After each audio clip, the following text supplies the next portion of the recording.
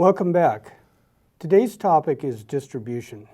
So Greg, what is distribution from a marketing standpoint? Phil, distribution is really important, and it's often an overlooked function of marketing, in my opinion. But distribution is all about getting the products that we make as manufacturers, producers, getting those products to consumers, whether those consumers are in Florida or Oregon, in small towns or big cities. Marketing needs to find a way to get that product to where the customer is located. Okay, that sounds fairly straightforward. So what kind of companies use distribution? Well, it does sound straightforward, but in reality, a business needs to partner with all kinds of different businesses to bring that product to the market. So let's take a look at the whiteboard again and look at some of the different types of firms involved in a distribution channel. So to begin with, we almost always have manufacturers at the start of a distribution channel, the companies that make the products. Frequently in a channel, we'll find wholesalers. These are firms that buy in bulk from manufacturers, and these wholesalers will typically then sell to the multitude of retailers in a geographic area. And of course, as we know, retailers are those firms that sell directly to the consumers, the end users of the product. Now, one type of firm that I've not mentioned is an agent or broker, which can be common in some distribution channels. And agents or brokers are simply firms that represent manufacturers as commissioned sales representatives, and they bring together the manufacturer and the wholesaler together and arrange the sale. So kind of like a hired sales staff for the manufacturer, although they're not employed directly by the manufacturer. So when we talk about distribution, we often talk about channels. And channels are the way that products flow from producer to consumer. And these channels can take different shapes. A direct channel is when a producer sells directly to consumer. Now, an example of this would be a local farmer and produces strawberries and sells those strawberries at a farmer's market. That would be a direct channel of distribution, selling directly to consumers. Would Dell be another example of that? Well, even Dell Computers, they do sell direct. You're right. They manufacture the products and sell direct over their website. So they're a good example of a direct manufacturer, direct distribution channel. More commonly, though, we'll see distribution channels look like this, where we have producers that sell to retailers who then sell to consumers. This channel is more common with big, bulky items that are difficult to move, typically more expensive items. Car dealerships, for example, expensive furniture, some stereo equipment typically flows through this channel. For everyday, smaller, less expensive items, chewing gum, household items, shampoo, soaps, typically will follow this type of channel. Producer sells to wholesalers in a geographic area. That wholesaler then makes deliveries to the hundreds of different retailers in a geographic area, and those retailers then sell to consumers. So we mentioned earlier this concept of an agent, and this is where an agent will appear. Again, linking the producer with the wholesaler. The agent is a commissioned sales representative selling on behalf of the producer to the wholesaler. So if I'm a company and I'm basically having my products go through all those different hands, who owns the product when it's moving through wholesalers and retailers? That's a good point, and we call the middlemen, the intermediaries diagrammed here, we call them merchant intermediaries, which means they actually take title to the product. So when a producer sells to a wholesaler, that wholesaler takes title to the product. It's theirs. They own it. They need to insure it. When the wholesaler delivers to the retailer then owns that product. It's theirs. They need to insure it as well. Thanks. So if we look at a couple of companies like Campbell Soup and Safeway, they have to work pretty closely together then? That's the thing I always stress in my class, that it's very important that marketers develop really good relationships with their distribution channels. Even though these are independent companies, we need to have good working relationships with our channel partners to effectively get that product to the consumer.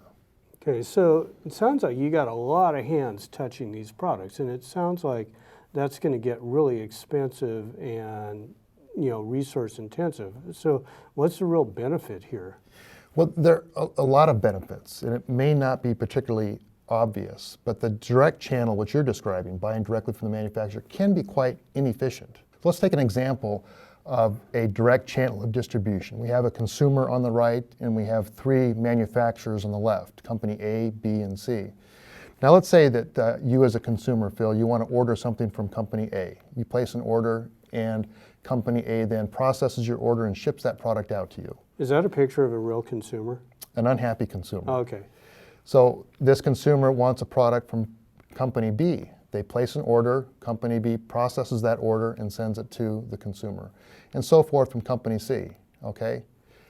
Clearly an inefficient business model in this case. And some of the inefficiencies are higher order processing costs for the manufacturers. They're handling one-off orders, plus they're having to package and then ship 1 unit at a time.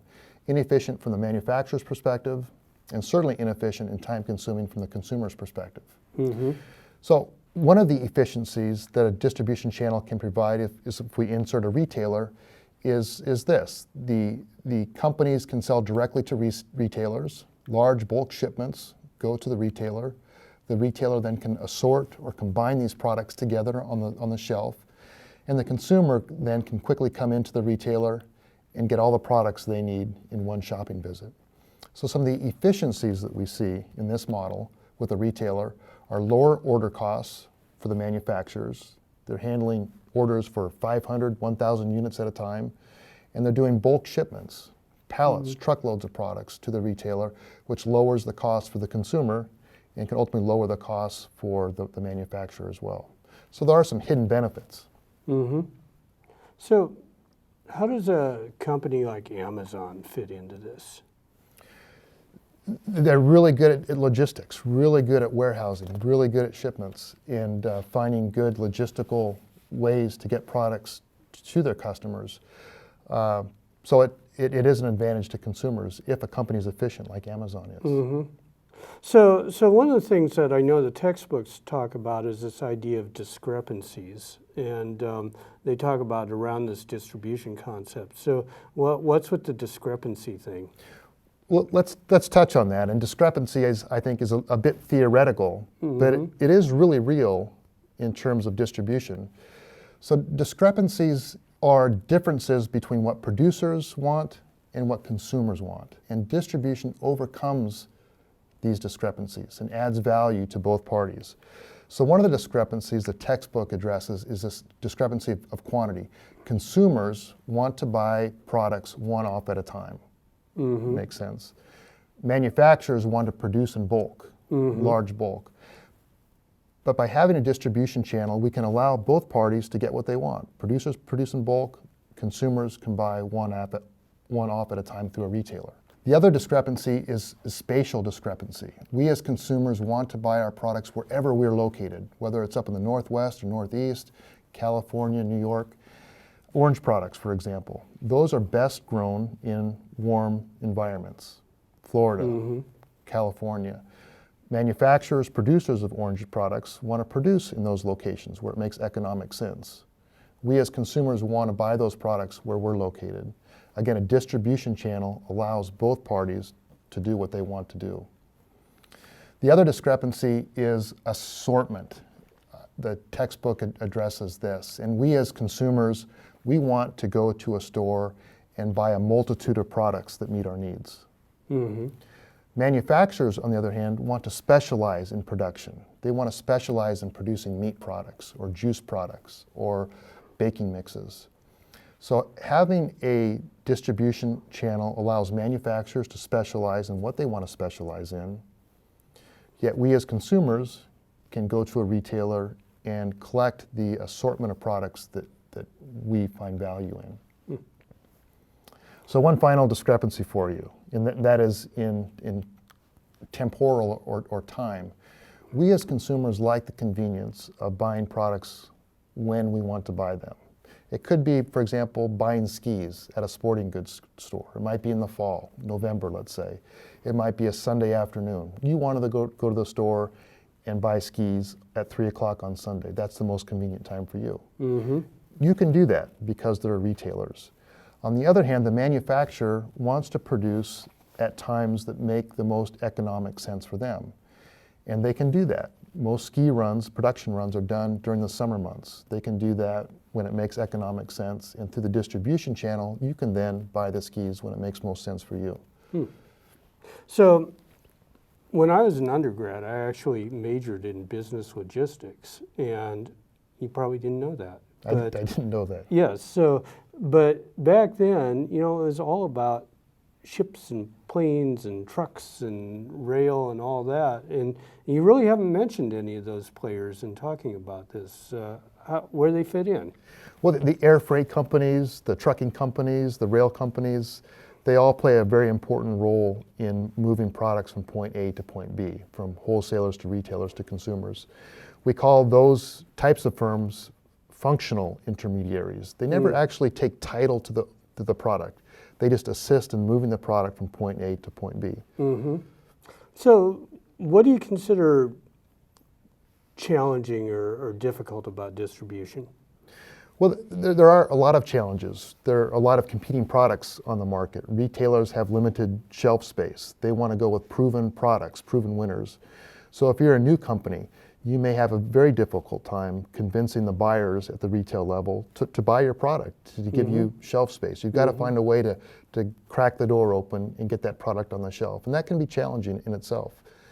Another challenge is getting the channel excited about your products and getting them well informed and trained on your products. So at the retail level, those retail sales staff can effectively sell your product to the customers that come into their store. And that takes some relationship building to get them informed and trained and excited about selling your product. So you're saying a product could be wildly popular with consumers but still fail because the distribution network isn't bought into the product. It's something to overcome, that's right. We've got to make sure the channel is behind our product and they believe as strongly as consumers do in our product. And we need to get the channel on board as well and support our efforts. Okay. Great. Anything else? That's it. Okay. Thanks, Greg.